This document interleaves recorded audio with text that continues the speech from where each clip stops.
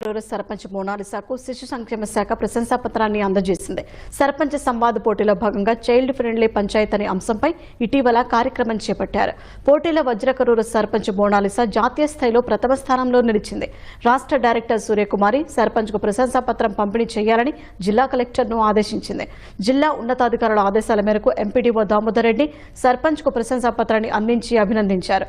మొదటి స్థానం సాధించి ప్రశంసా పత్రాన్ని తీసుకోవడం పట్ల సర్పంచ్ మోనాలిసా హర్షం వ్యక్తం చేశారు.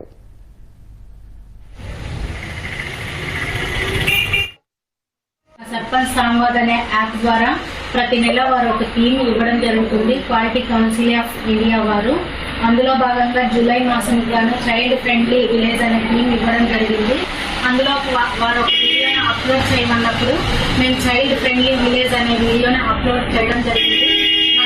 మొదటి బహుమతి రావడం జరిగింది. రాష్ట్ర ప్రభుత్వం వారు గుర్తించి నాకు ఒక ప్రశంసా పత్రాన్ని అందజేయడం జరిగింది.